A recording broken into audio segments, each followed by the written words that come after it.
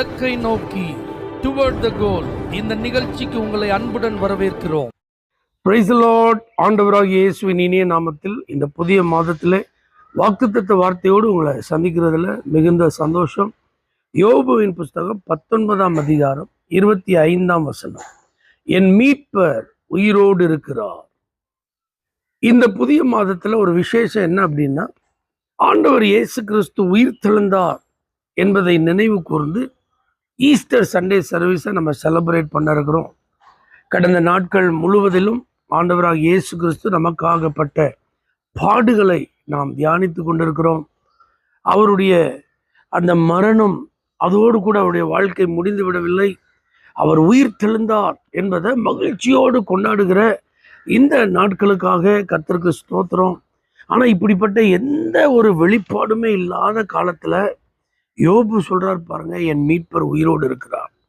அவர் அனுபவித்த துன்பங்கள் அதிகம், அவர் சந்தித்த இழப்புகள் பெரிது, அவருடைய வாழ்வில் வந்த சோதனைகள் வார்த்தைகளினால் விவரிக்க முடியாதது.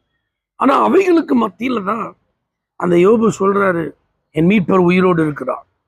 பழைய ஏற்பாட்டு அந்த யூத கலாச்சாரத்துல மீட்பர் அப்படிங்கிற அந்த வார்த்தை மிகவும் முக்கியமானது. கோயல் அப்படிங்கிற அந்த ஹீப்ரு வேர்டை, எப்ரே வார்த்தையை அதற்காக பயன்படுத்துகிறார்கள். நெருக்கமான உறவினரை தான் மீட்பர் அப்படின்னு சொல்றாங்க. அப்ப அவருக்கென்று ஒரு 3 கடமைகள். என்ன அப்படின்னா, யாராவது தன்னுடைய நெருக்கமான உறவினர் கடன்ல சிக்கி அப்படியே மூழ்கிறாருன்னா அவங்கள அவர் விடுவிச்சே ஆகணும். அவங்களுக்கு என்ன பே பண்ணணுமோ அதை பே பண்ணி, கடனால அவங்க என்னதெல்லாம் இழந்தாங்களோ அதெல்லாம் மீட்டு கொடுக்க வேண்டியது அந்த மீட்பருடைய கடமை.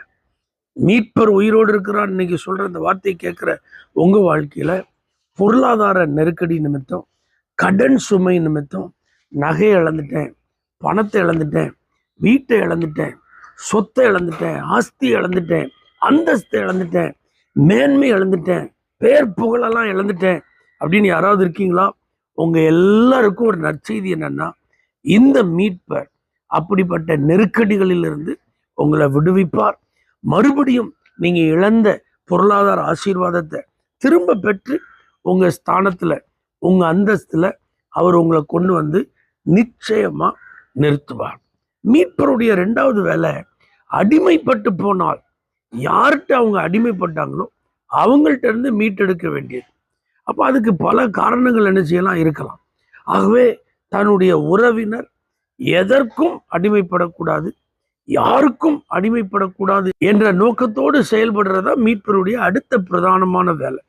அப்ப நம்முடைய இரட்சகர் இயேசுவும் அவரை பின்பற்றுகிறதான நீங்களும் நானும் எப்பேற்பட்ட சூழ்நிலையிலையும் எதற்கும் யாருக்கும் அடிமைகளா இருப்பதை ஆண்டவர் விரும்பல.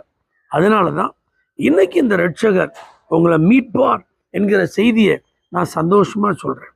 இயேசு என்கிற இந்த இரட்சகர் மீட்பர் நமக்கு இருக்கிறதுனால பாவம் நம்மளை அடிமைப்படுத்த முடியாது, சாபம் நம்மளை அடிமைப்படுத்த முடியாது, வியாதி நம்மளை அடிமைப்படுத்த முடியாது, எந்த மனிதர்களும் எந்த தீய வல்லமைகளும் நம்மை அடிமைப்படுத்த முடியாது.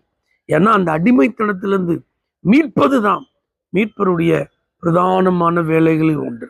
நிச்சயம் யாராவது இப்படி நான் அடிமைப்பட்டிருக்கேன், இந்த காரியத்தை என்னால் விட முடியல, இதுலேருந்து என்னால் வெளியில் வர முடியல, இது என்னை நெருக்குகிறது, அமிழ்த்துகிறது, எனக்கு ஒரு மீட்பு உண்டா அப்படிங்கிற ஏக்கத்தோடு இருப்பீங்கன்னா, இந்த மீட்பர் உயிரோடு இருக்கிறார். உங்களை கண்டிப்பாக அந்த அடிமைத்தனத்திலிருந்து உங்களை விடுவிப்பார்.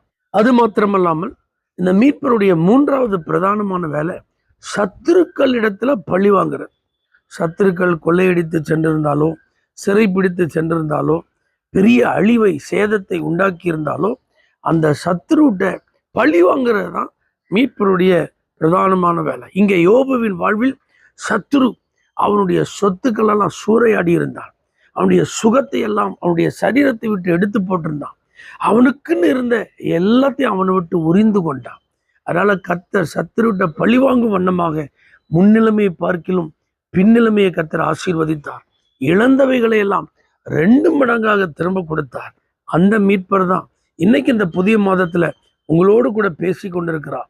சத்துரு உங்கள்கிட்ட என்ன காரியத்தை செஞ்சு உங்களை வேதனைப்படுத்தி காயப்படுத்தி உங்களுடையெல்லாம் தன்னுடைய உரிமையாக்கி கொண்டிருந்தாலும் அந்த சத்துருவின் கிரியைகளுக்கு பழி வாங்கும் விதமாக மரணமே உன் கூர் எங்கே, பாதாளமே உன் ஜெயம் எங்கே என்று சொல்லி சிலுவையிலே வெற்றி சிறந்த இயேசு உங்களுக்காக சத்துருவின் தலையை நசுக்கி அவனிடத்திலிருந்து உங்களுடைய எல்லாம் திரும்ப பெற்று தருவார். நீங்கள் இனி சுதந்திரவாளிகளாக இருப்பீர்கள். நீங்கள் இனி ஆசீர்வதிக்கப்பட்டவர்களாக இருப்பீர்கள். அப்போ உங்களுக்கு எனக்கு தேவை இந்த தேவன், இந்த மீட்பர், இந்த இயேசு உயிரோடு இருக்கிறார் என்கிற நிச்சயம், அசைக்க முடியாத நம்பிக்கை. யோபுவின் நாட்களில் இப்படி வேதம் இல்லை, வேதத்தை போதிக்கும் வேத போதகர்கள் இல்லை. ஆனால் அவருக்கு ஆண்டவர் மேல அசைக்க முடியாத ஒரு நம்பிக்கை. அந்த நம்பிக்கை அவரை மீட்டெடுத்தது. இன்னைக்கு ஆண்டுடைய வார்த்தை இருக்கு. இந்த வார்த்தைகளை எடுத்துரைக்கிற போதகர்களை கர்த்தர் நமக்கு தந்திருக்கிறார். விசுவாசிப்போம், நம்முடைய மீட்பர் உயிரோடு இருக்கிறார் என்பதை. கண்டிப்பா அவருடைய மீட்பின் செயல்களை இந்த புதிய மாதத்தில் அனுபவிப்பீர்கள். God bless you. பரிசுத்த பிதாவே, இந்த புதிய மாதத்தில் நீர் மீட்பராயிருந்து செயல்படுவீராக. இயேசுவின் நாமத்தில் பிதாவே, ஆமென். For prayer contact, Pastor J. J. Kumar, El Shaddai Ministries, 9500252586, Surandai.